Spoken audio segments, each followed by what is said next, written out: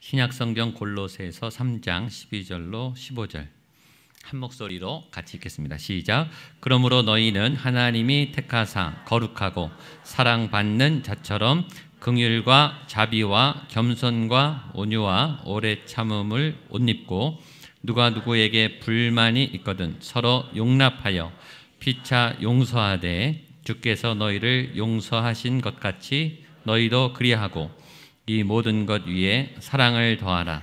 이는 온전하게 매는 띠니라. 그리스도의 평강이 너희 마음을 주장하게 하라. 너희는 평강을 위하여 한 몸으로 부르심을 받았나니 너희는 또한 감사하는 자가 되라. 아멘. 오늘 말씀 전해주실 목사님은 유병헌 목사님이십니다. 목사님은 협성신학교 나오시고 이제 목동 감리교회는 감리교 다닙니다. 그러니까 저희랑 교파가 다르죠. 예배하고 또 복음 전하는데 교파가 무슨 관계가 있겠습니까? 같이 협력해서 하나님의 나라를 세워나가고 또 교회를 세워나가는 좋은 협력하는 교회로 또 하나님 인도해 주실 줄로 믿습니다. 목사님이 이 목회 훈련을 굉장히 세게 받으셨어요. 이 완도 근처에 있는 섬에 가셔서 섬 교회를 섬기시는 굉장히 힘든 일들을 경험하시고 또 인천에 있는 규련교회에서 부목사님 사역하시고 또 우리 목동의 감리교회 가평에 있는 교회에 부임하셔서 한 30명 정도 되는 교회가 지금 굉장히 젊어져서 50명으로 굉장히 부흥을 하고 있는 교회입니다. 우리 장로님들 여러 우리 집사님들 아주 따뜻하게 제가 3일 동안 집회하는 동안에 맞아주시고 정말 뜨겁게 기도하셔서 이 교회가 참 건강하다. 또 그 가평 지역이 지금 막 개발 중에 있습니다. 그래서 많은 우리 휴양객 관광객들 또 기도원 가시는 분들이 많은데 그 길목에 있습니다. 그래서 하나님이 앞으로 놀랍게 부흥시키고 세워주실 것을 믿습니다. 부러운 거는 이 교회 부지가 3,000평이에요. 저희 교회보다 땅이 훨씬 많습니다. 그래서 그 땅에 하나님이 놀라운 일들을 계획하실 거라고 믿습니다. 저희가 좋은 관계를 맺어야 또 좋은 협력도 하고 또 계속 우리 함께 좋은 협동하는 교회로 세워갔으면 좋겠습니다. 오늘 유병헌 목사님 나오셔서 평범하게 특별하게 이런 제목으로 말씀 선포하시겠습니다. 나오실 때 박수해 주십시오.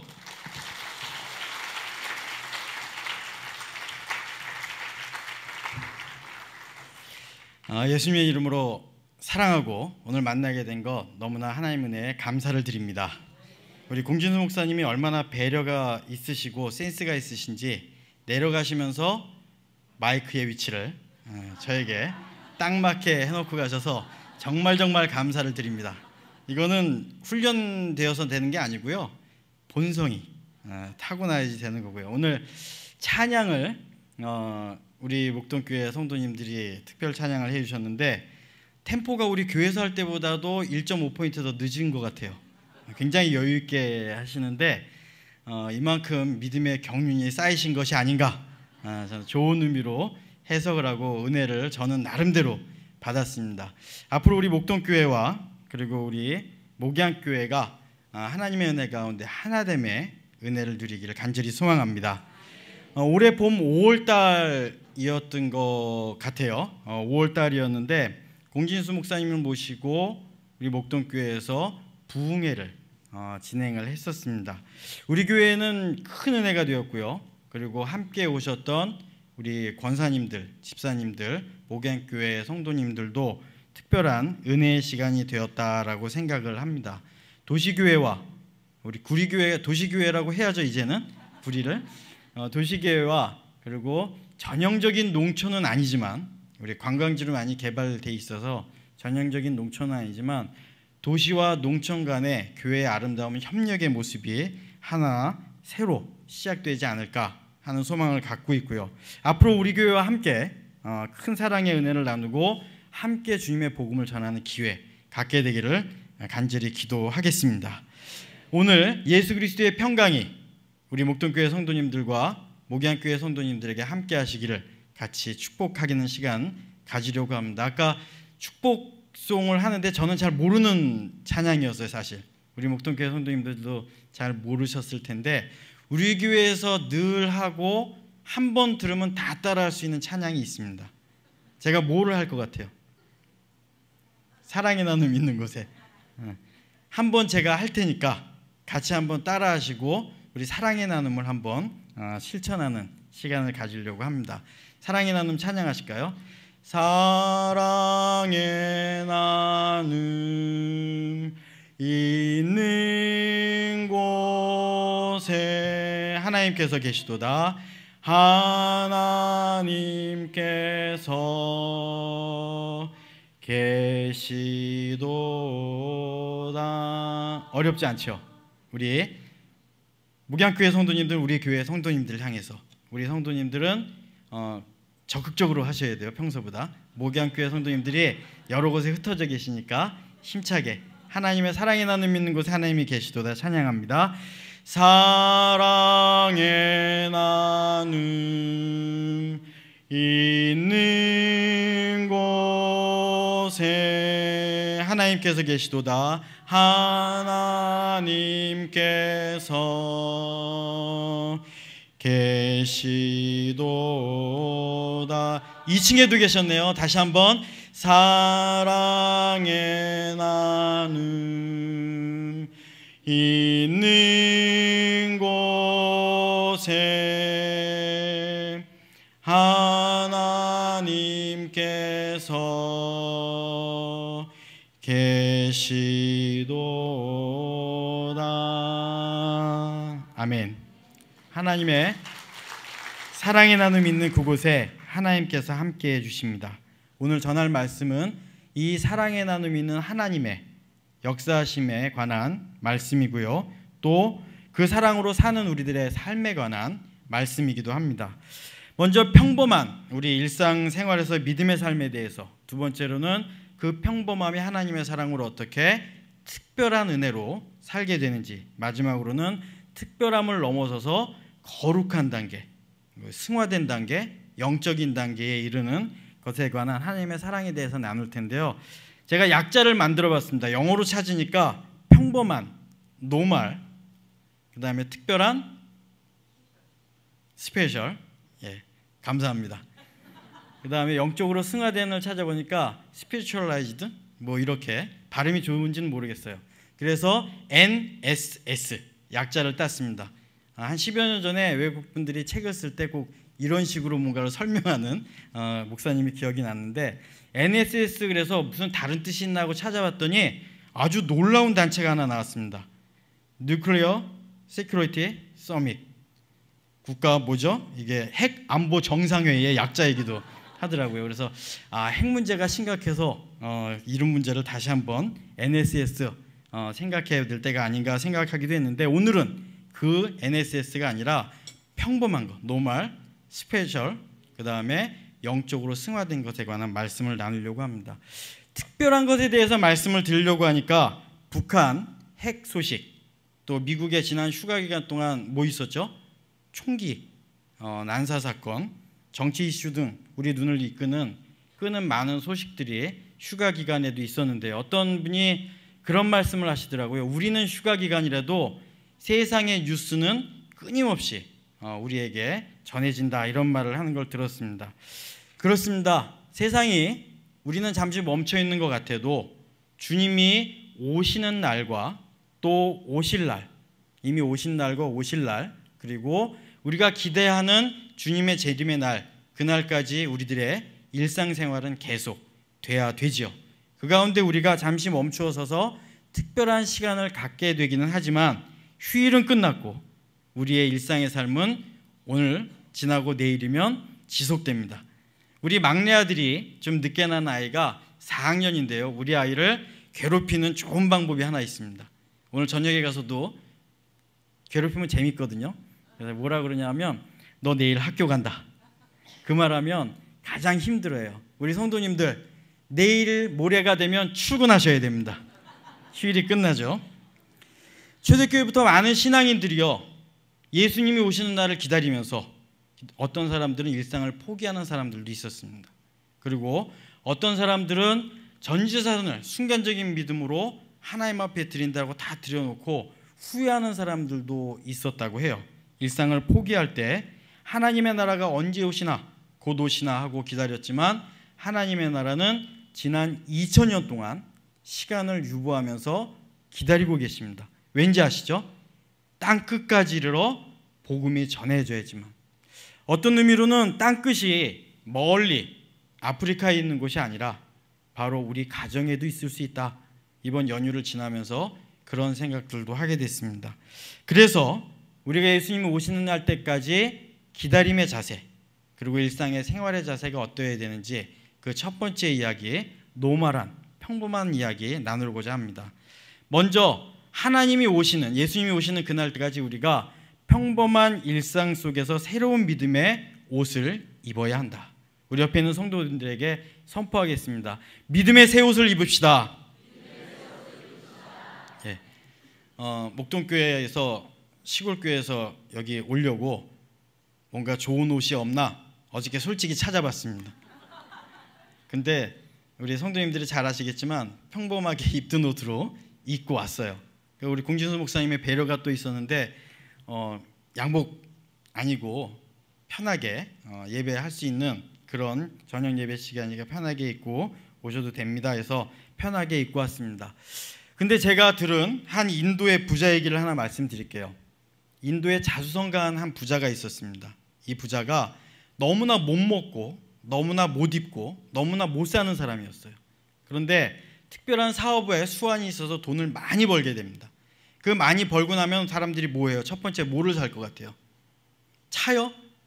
집을 포기하시고 차부터 선택하시는 거예요? 요즘 젊은 사람들이 그런데죠. 집을 먼저 대저택을 마련을 했어요. 그리고 차를 바꾸고 그리고 가구를 들여놓습니다. 가구를 들여놓는데 이 사람의 없을 때에 하고 싶었던 소원이 하나 있었는데, 인도 사람들 옷 화려하죠. 고운 비단으로 실크로 만든 옷을 맞춰 입는 것이 이 사람의 소원이었어요. 그래서 인도의 최고로 잘 옷을 맞추는 사람에게 가서 옷을 맞춰 입습니다. 저처럼 차이나 칼라 비슷하죠. 그 인도 사람 옷이. 그 옷을 딱 맞춰 입고 이제는 내가 즐겁고 평안히 누리리라 하고 일상을 시작을 하게 됩니다. 그런데 얼마쯤 즐거운 시간이 지난 다음에 이분에게 문제가 생겼어요. 재산이 많아져서 그런지 관리할 일이 많아서 그런지 어떤지 몰라도 이 평안하게 누릴 수 있다라고 생각하는 그 순간에 어느 날부터 일상을 시작하면, 하루 일과를 시작하면 머리가 아프기 시작한 거예요. 그리고 눈이 튀어나올 것 같은 거예요. 두통이 심해져서. 그리고 급기야는 호흡곤란을 느끼기 시작합니다. 여러분, 이 사람의 증상이 무슨 병일 것 같습니까? 우리 교인이 최고예요. 역시 염려병이요? 그런 병이 있나요? 보통 이 정도 되면 무슨 장애라 그러죠? 공황장애라고 하죠. 그래서 의사를 찾아가게 되는데 병원 가는 걸 너무너무 극도로 싫어한 이 사람이 병원을 안 찾아가고 버티기 시작해요. 버티다가 하루는 극도의 불안을, 그리고 심리적인 공포뿐만 아니라 진짜 호흡곤란과 두통으로 쓰러져요. 쓰러져서 응급실에 실려갑니다. 응급실에 실려가서 깨어나는 그 순간에 이 사람의 모든 문제가 해결됐어요. 이 사람의 진짜 병은요, 심리적인 문제도 아니었고 육체적인 병도 아니었어요. 이 사람이 맞춘 옷이 문제였어요. 왜냐? 부자가 갓 됐을 때에는 체중이 80kg밖에 안 됐었어요. 자기 목에 옷을 맞췄던 거죠. 그런데 6개월, 7개월 지나면서 많이 먹은 거예요.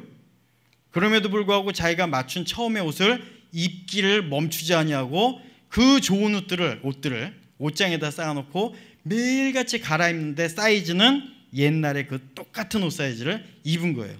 목을 조입니다. 자기도 원인을 처음에 몰라요. 눈알이 튀어나올 것 같죠. 두통이 오죠. 급기야는 뭐까지 와요? 호흡곤란이 와서 쓰러졌던 거예요. 병원에 갔더니 맨 먼저 의사가 처치하는 방법이 뭐예요? 옷을 헤쳐놓는 거예요. 정신이 차려진 거죠. 부자는 딱 맞는 옷 사이즈를 입고 자랑하는데 자기가 변화됐다는 것을 깨닫지 못하고 과거의 옷을 입는 것을 멈추지 않았던 문제가 있습니다. 우리 성도님들 가운데서도 유사한 증상을 겪고 있는 분들이 있지 않을까 말씀을 준비하면서 느낌이 팍팍 왔어요. 신앙생활을 하면서도 머리가 아프고 숨이 답답하고 눈이 튀어나올 것만 같고 죽을 것 같은 생각이 드시는 분들 혹시 계시면 손 들어오세요. 제가 어떤 이유든지 손을 안 드시는 것 같은데 처방을 내리겠습니다. 옷을 바꿔 입으시길 바랍니다. 아멘할 일은 아니죠. 그냥 옷을 바꿔 입을 필요는 없죠. 믿음의 옷을 신앙생활의 태도를 바꾸시기를 예수님의 이름으로 축원합니다. 그런 의미로 옆에 있는 분에게 선포하겠습니다. 옷을 바꿔 입읍시다. 여러분이 예수님을 믿으신 이후로 일상에 변화가 있으신지 이 시간 잠깐 점검해 봤으면 좋겠습니다. 예수님을 믿으신 이후로 내가 달라지고 변한 것이 있는지, 그리고 예수님을 믿고 신앙생활의 경륜이 쌓이면서 내가 달라진 옷을 입고 있는지. 오늘 말씀 12절 볼까요? 3장 12절입니다. 골로새서 시작. 그러므로 너희는 하나님이 택하사 거룩하고 사랑받는 자처럼 긍휼과 자비와 겸손과 온유와 오래 참음을 옷 입고, 옷을 바꿔 입으라고 얘기를 하죠. 여러분, 예수님 믿으신 이후로 여러분을 힘들게 신앙생활이 변화되지 않고 붙들고 있는 이유는요, 외적인 요인들도 물론 있겠지만 더 중요한 것은 저와 여러분의 내면적인 삶이, 그리고 믿음의 옷이 갈아입혀지지 않은 그러한 태도의 문제, 내가 변하지 않은 문제가 더 큰 문제다. 이런 일들이 있죠. 내 목을 조이는 셔츠가 무엇인가? 나는 주일 예배를 꼭 빠지지 않고 드려. 그러나 수요일과 금요일 구역 예배는 너무 자주 드리면 버릇돼. 그래서 주일 예배만 딱 찍고 예배하고 나머지 시간은 예배를 참여하지 않고 말씀을 읽는 것도, 하나님의 말씀대로 사는 것도 열심을 갖지 아니하는 분들, 신앙생활이 당연히 힘들 수밖에 없죠. 하나님의 말씀이 부족하고 예배가 부족하니까요. 또 이런 분들이 있습니다. 기도를 좀 해야 되지 않을까라고 목사님들이 권면할 때가 있어요. 근데 우리 성도님들에게는 제가 처음 부임할 때부터 그런 말씀을 드렸어요. 절대 성도님들 사이에 하지 말아야 될 얘기가 뭐라고요? 기도해라. 당신 좀 기도하시오. 기도가 부족해서 그런 거 아닌가? 이 말은 정말 성도들끼리 할 얘기가 아닌 것 같아요. 그래서 뭐라고 하자 그랬죠? 내가 당신을 위해서 기도하겠습니다. 그런데 그 얘기가 아니고요. 기도 좀 해야 되지 않는가라고 권면의 말씀을 드리면 이런 분들이 있어요. 아, 목사님, 저는요 일상이 기도예요. 늘 주님을 생각한다니까요. 그렇기 때문에 새벽 기도에 나가는 것은 현대인의 라이프 스타일에 맞지 않습니다. 그러니까 저는 밤늦게 기도하고 잡니다. 매일같이. 과연 그럴까요? 여러분, 매일같이 기도하는 시간을 따로 갖는 것이 현대인의 삶에 과연 가능할까요? 저는요, 우리 성도님들한테 가끔 그런 고백을 합니다. 제가 목사다워지는 이유 중에 하나는 새벽 기도를 인도하기 때문입니다. 그 시간에 깨어서 기도하는 시간이 저에게는 굉장히 귀하고 중요합니다. 다른 말로 표현하면 일반 목회를 하는 목회자가 아니고 일상생활을 하는 성도님들 같은 경우는 깨어서 기도할 수 있는 시간이 극도로 부족합니다. 여러분, 일상의 기도라고 말하지 마시고 기도를 일상 가운데 따로 떼어서 하는 성도님들 되시길 예수님의 이름으로 부탁을 드립니다. 이런 것이 믿음의 새 옷이죠. 신앙인으로서 또 겸손과 인내, 온유 다 좋은데 단 내 자존심과 권위는 먼저 세우고 나서 겸손하고 온유하고 인내하겠다. 우리 이런 태도를 갖고 오랫동안 신앙생활을 유지하셨다면 그 목을 조이는 일상의 틀들, 나의 믿음의 틀들이 믿음의 새로운 생활 방식으로 바뀌지 아니하면서 여러분이 영적으로 눈이 튀어나올 것 같고 숨이 답답하고, 그래서 급기야 응급실에 끌려가는 경우가 생깁니다. 언제 응급실에 끌려가요? 목사님, 누가 기도해 주지 않으면 도저히 살 수가 없어요. 왜 그랬을까요? 일상의 삶이 하나님의 은혜 가운데 젖어 있지 못하기 때문에 그러죠. 데살로니가전서 5장 10절에 이런 말씀이 있습니다. 예수께서 우리를 위하여 죽으사 우리로 하여금 깨어있든지 자든지 자기와 함께 살게 하려 하셨느니라. 지난 9월 달에 새벽 기도에 이 말씀을 읽으면서 충격을 받았어요. 데살로니가전서 5장 그러면 우리는 항상 기뻐하라, 쉬지 말고 기도하라, 범사에 감사하라, 이 말씀 구절에 집중해서 그 앞에 있는 말씀들을 놓치고는 하는데, 이 말씀을 묵상하다가 깜짝 놀랐어요. 우리를 위하여 죽으사 깨어있든지 자든지 우리를 위하여 죽으신 예수님과 함께 살라고 예수님의 말씀을 우리에게 전해주시는구나. 그래서 신앙생활의 열쇠는요, 예수님의 옷을 입고 예수님처럼, 아니 예수님과 함께 사는 것이 자든지 깨든지 일상이 될 때, 그것이 새로운 생활 습관의 모습이 될 때 우리가 하나님의 은혜 가운데 살 수 있구나. 그래서 사랑하는 성도 여러분, 우리가 평범함을 하나님과 함께 하지 못한다면 우리가 은혜 가운데 살 수 없음을 이 시간 다시 한번 깨닫습니다. 우리 부탁을 드립니다. 평범한 일상 가운데 하나님이 원하시는 하나님의 뜻대로 사는 성도님들이 되시기를 예수님의 이름으로 축복합니다. 그럼 두 번째 스페셜이 있죠. 특별함은 무엇인가? 특별함은요, 하나님께 택함 받았음을 알고 사는 믿음입니다. 제가 반응이 이럴 줄 알았어요. 그게 뭘 특별한 겁니까? 다 하나님의 택함 받은 백성이라고 얼마나 많은 얘기를 들었는데, 12절 말씀, 13절 말씀 오늘 본문 같이 읽겠습니다.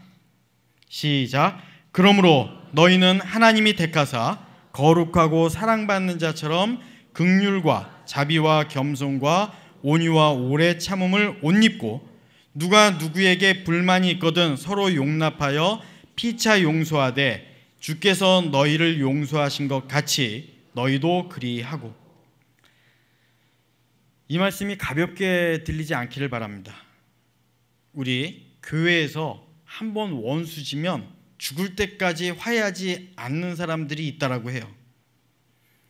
제가 자란 교회가 공진수 목사님도 같이 청년 시절 아니 학생 시절이었죠. 학생 시절에 자란 장로교회 예장 통합교단입니다. 저는 이제 감리교회 목사가 됐는데요. 장로교회에서 자주 했던 얘기 중에 하나인데, 장로님들끼리 싸우면은 화해를 안 한대요. 그런가요? 아니죠. 요즘에는 은혜가 충만해도 장로님들 안 그러시죠? 근데 장로님들끼리 싸우면 왜 화해를 안 하냐면 서로가 나는 옳다라고 생각하는 게서 변화되지 않는다는 거예요. 여기에는 겸손도 없고 긍휼함도 없고 자비함도 없습니다. 그런데 이것이 성도들 가운데 있어야 될 필수 항목임에도 불구하고, 너무나 당연한 것임에도 불구하고 이것을 행하는 능력을 가진 사람들은 지극히 현대 오늘날 우리 교회에서 적습니다. 우리 옆에 있는 분들 한번 봐보시길 바랍니다. 앞뒤 옆으로. 이 사람이 정말 긍휼한 사람인가? 긍휼히 여기주는 사람인가? 정말 나를 사랑하는 사람인가? 왜 웃는 표정들이 그러시죠? 씁쓸하시죠? 사람 중에 누가, 이 가운데 있는 사람 중에 하나님께 택함을 받았고 감사를 할 줄 아는 성도가 누구인가? 바로 용서하고 인내하고 참아줄 수 있는 능력의 사람들인데, 그것이야말로 특별한 성도를 만드는 모습이라고 볼 수 있겠습니다. 그런데 이 특별한 것은요, 없는 것 가운데 새로운 것을 만들어내는 것이 아니에요.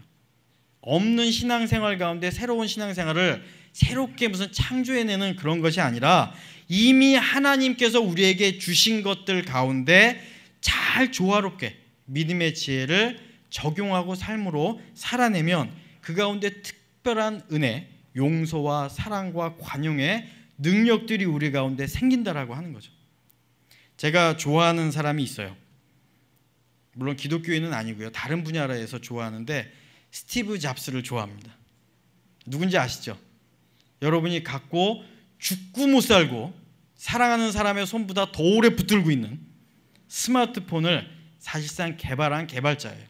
근데 제가 왜 만든 사람이라고 얘기 안 하고 개발자라고 얘기하냐면, 스티브 잡스의 능력이라고 하는 것은 물론 창조적인 능력도 있었지만 이미 있는 것을 최적화시키고 조합하는 능력이 있었어요.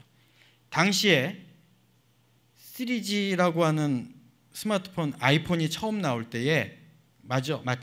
그가 나올 때에 그 스마트폰의 능력이라고 하는 것은 굉장히 탁월했어요. 터치를 하면 화면이 움직이고 안에 있는 프로그램이 작동했어요. 근데 당시 우리나라의 삼성에서는 햅틱이라고 하는 기술을 만들었었습니다. 기억이 나실란가 모르실란가 모르겠어요. 그 햅틱 기술도 휴대폰을 폴더를 열고 누르면 터치를 하면 터치 기능이 작동하는 기능이 있었어요.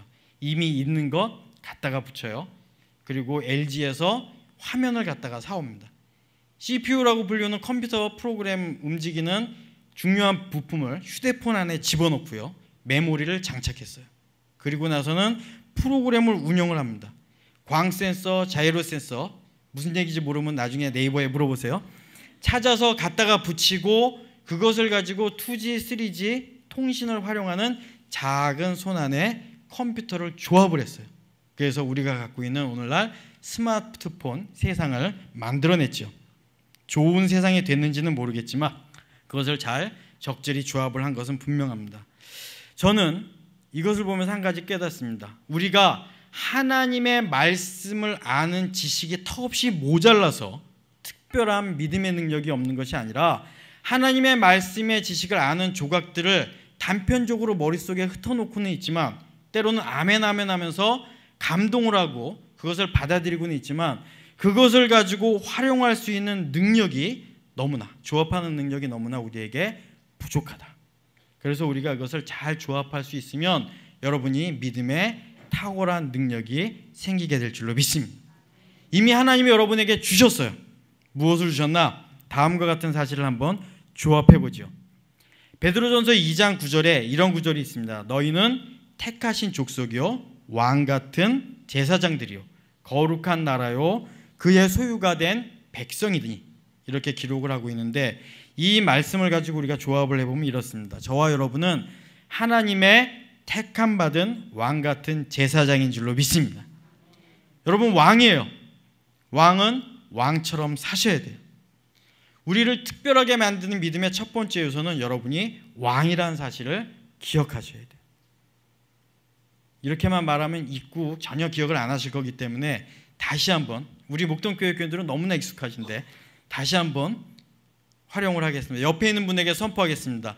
당신은 왕입니다. 그리고 이 기회에 반말 한번 할 기회를 드릴게요. 옆에 장로님이 계시든 권사님이 계시든 주님의 마음으로 이렇게 선포합니다. 너는 왕이다.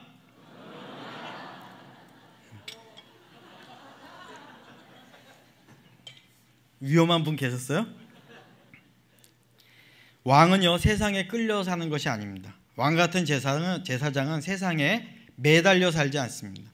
세상을 정복하는 게 폭력적인 의미가 아니고 세상을 하나님의 선한 청지기로 정복하고 다스리고 그리고 충만하고 거기에 번성하여서 왕 같은 제사장들을 계속해서 만들어 나가는 그런 사람들이 바로 믿음의 탁월한 능력을 가진 우리의 정체성을 왕이라는 것을 기억하는 그런 우리 성도님들 되시길 바라고요.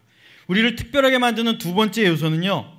우리가 왕이면 왕답게 자존감을 확보하고 사셔야 돼요. 우리 이 땅에 우리를 괴롭히는 많은 악한 존재들이 있습니다. 우리 가평에 가면요. 대한민국에 걸출한 이단들은 대표들이 다 모였어요. 우리 가평에 우리 동네를 넘어오는 골짜기에 오른쪽으로 쫙 빠지면 설악면이라고 하는 설악산 설악이 아니고 설악면에 들어가면 궁전이 지어져 있어요. 누구의 궁전일까요? 통일교 문선명 씨의 궁전이에요. 그거 구경하다가 헬기가 떨어졌대요. 사람 죽은 게 웃을 일은 아니에요. 안타까운 죽음이죠. 그 궁전이 있고요. 그 옆에 가보면 요즘 문제가 되고 있는 신천지 교주의 별장이 있어요. 그리고 상천이라고 하는 데를 넘어가다 보면 에덴이라고 하는 신앙촌의 분파의 큰 마을이 타운이 이루어 있어요. 그뿐인지 아세요? 있는 것 없는 것 다 그 수련관, 수련원 이런 게 이단이 다 가평에 모여 있습니다. 그 한가운데에 빛과 소금 역할을 하는 교회가 있으니 그 교회가 바로 목동 감리교회. 아무래도 센트럴 넣어야 될 것 같아요. 목동 중앙감리교회를 넣어야지 교회가 센터 역할을 하지 않을까 생각을 가끔 합니다. 그런데 이 이단의 문제가 아니라 오늘날 우리의 교회들과 신앙인들을 괴롭히는 것은 아주 열등감과 그리고 우리를 분열시키는 분열의 영이에요. 열등감은 분열을 갖고 옵니다. 네가 나보다 잘났지? 네가 나보다 뭘 잘하지? 이런 생각들을 갖게 만들거든요. 전부 어디서 오냐면 여러분이 하나님의 택하심을 받고 하나님의 자녀라는 사실을 잊어버리는 순간, 교회만큼 끔찍한 위험한 상황이 벌어지는 곳이 없어요. 여러분은 어떠한 신앙의 배경을 갖고 이 자리까지 오셨는지 몰라도 참 위험하고 참 어렵고 힘든 상황들을 겪는 교회들이 많습니다. 타인을 무시하려는 태도, 교만함, 열등감에서 나오는데 여러분은 왕인 것을 절대로 잊지 마시기를 예수님의 이름으로 부탁을 드립니다. 그런데 왕이고 택함을 받았어도요, 지치고 힘들 때가 있습니다. 그럴 때는 예수님을 바라보시길 바랍니다. 믿음의 특별함을 주는 믿음의 기초는요, 기도하고 말씀 보는 것 이상도 이하가 없어요. 그것으로 충분합니다. 여러분, 유병 목사가 와서 도대체 무슨 말씀을 전하고 갔나, 다른 거 다 잊어버리셔도 좋은데 여러분이 하나님의 택함 받은 백성과 왕이라는 사실과 힘들 때 예수님을 바라보고 기도하면 된다, 이것만을 기억하시면 오늘 말씀으로 충분한 줄로 믿습니다. 끝날 줄 아셨죠? 마지막 하나가 남아 있습니다. 특별한 영적으로 승화된 모습. 사도 바울은 고린도전서 11장과 14장을 기록하면서 그 교회의 문제들을 많이 지적을 합니다. 고린도 교회가 얼마나 특별한 교회였냐면 은사가 충만했어요. 영적인 은사가 충만했어요. 그러나 은혜는, 서로 섬기는 은혜는 저 밑바닥에 있었습니다. 또 영적인 현상들은 많았습니다. 그런데 결코 거룩하지 않은 곳이 고린도 교회였어요. 그 고린도 교회가 믿음이 깨진, 믿음의 균형이 깨진 불균형의 아주 극치를 보여주는 대표적인 교회인데, 그 교회를 향해서 고린도전서를 쓸 때 가장 중앙의 핵심의 내용이 고린도전서 13장입니다. 고린도전서 13장 정도는 저녁 예배 참여하시는 분들은 전부 암송하시죠.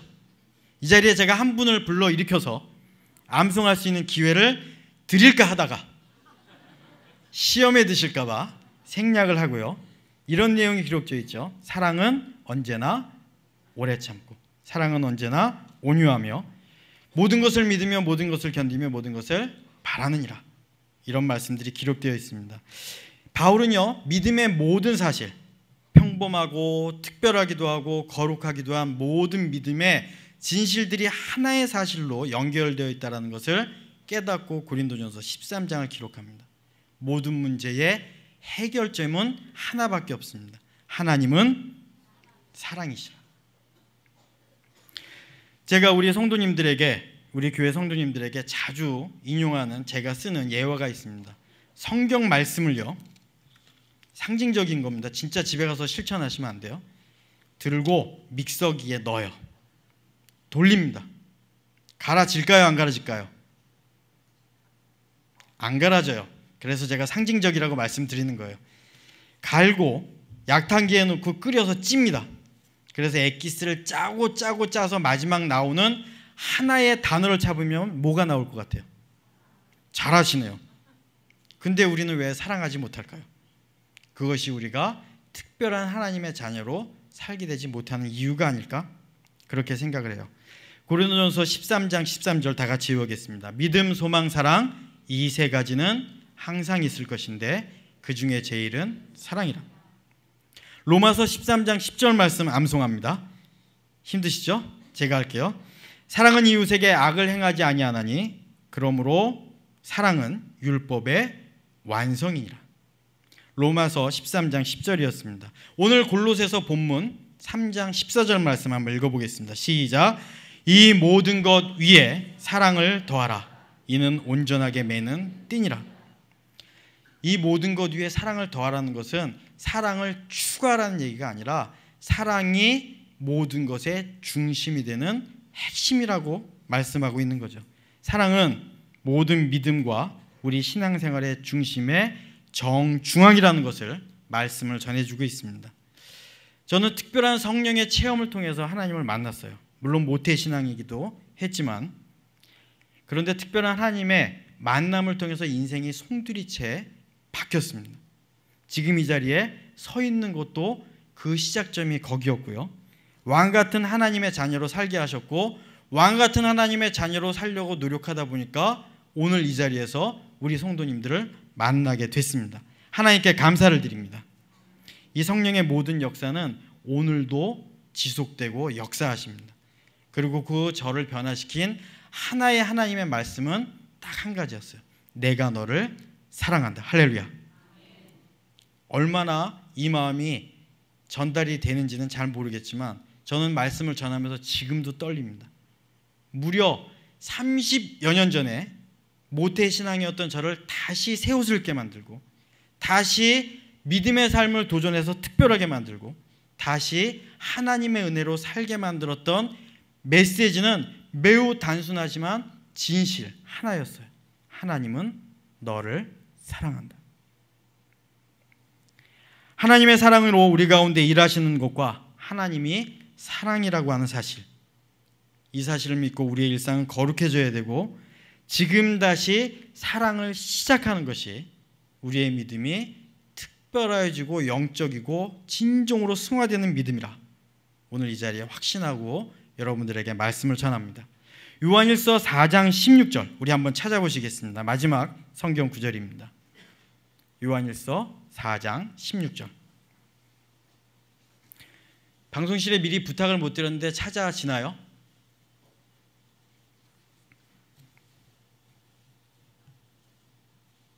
우리 찾으신 분들 같이 읽을까요? 시작. 하나님이 우리를 사랑하시는 사랑을 우리가 알고 믿었노니 하나님은 사랑이시라. 사랑 안에 거하는 자는 하나님 안에 거하고 하나님도 그의 안에 거하시느니라. 우리는 사랑의 영이신 하나님의 영에 이끌려 사는 사람들입니다. 우리는 하나님의 영에 충만해져서 살 수밖에 없는 사람들입니다. 하나님의 사랑의 영이 우리를 이끌어주지 아니하시면 우리의 인생은 비참하고 비천해지고 괴로워질 수밖에 없어요. 그러나 하나님의 영에 이끌릴 때 우리의 일상은 평범하지만 특별하고 특별함을 넘어서 거룩해지는 영적인 깊은 높은 단계에 이를 수 있습니다. 사도 바울은 이 믿음을 참 믿음이라고 전해줬고 이것을 전하는 데에 그의 일평생과 삶을 이 예수 그리스도의 사랑을 전하는 데 모든 인생을 드렸습니다. 그러므로 오늘부터 다시 저와 우리 목동교회 성도님들, 옥양교회 성도님들 다시 한번 하나님 안에서 사랑으로 살기를 예수님의 이름으로 사랑하면서 사시기를 간절히 축원합니다. 에필로그.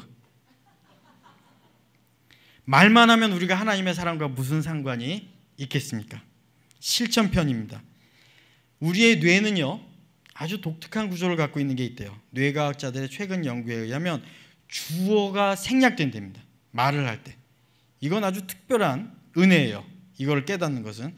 주어가 생략된다는 것은 뭐냐면 제가 여러분을 욕하면 주어가 사라지면 뭐만 남아요? 욕만 남아요. 나쁜 놈 누구누구라고 하는 이름을 불렀음에도 불구하고 누구누구는 없어지고 뭐만 남아요? 나쁜 놈만 남아요. 그러면 그 나쁜 놈이 우리의 기억 속에는 내가 될 수도 있고 너가 될 수도 있는 거예요. 그래서 다른 사람을 욕하는 나쁜 놈이라고 욕하는 사람들은 본인도 나쁜 놈이 되고 주변 사람도 나쁜 놈이 된다라고 하는 거예요. 그러면 이것을 우리의 삶에 적용을 하면 오늘 사랑의 메시지를 실천하는 아주 큰 힘이 됩니다. 여러분 하나님의 이름으로 사랑합니다. 말하는 순간 저는 여러분을 사랑한다고 하지만 우리 머릿속에 주어는 사라져요. 그러면 뭐만 남아요? 하나님의 사랑만이 남습니다. 저도 사라지고 여러분도 사라지고 우리 옆에 있는 분들에게 이 특별한 주어를 생략하는 사랑의 메시지를 전하고 우리 기도하는 시간 갖도록 하겠습니다. 예수님의 이름으로 사랑합니다. 기도하시겠습니다. 사랑의 하나님 아버지 감사드립니다. 오늘 목양교회에 하나님의 말씀을 함께 나눌 수 있는 은혜의 시간 열어주심을 감사드립니다. 이 자리에 함께 하신 성령의 역사하심으로 우리가 특별하며 평범한 일상 속에 하나님의 성령의 역사하심으로 사랑을 실천하며 살게 하여 주시옵소서. 우리가 하나님의 사랑받는 왕의 자녀로서 살기를 소망하오며 예수님 이름으로 기도드렸습니다. 아멘.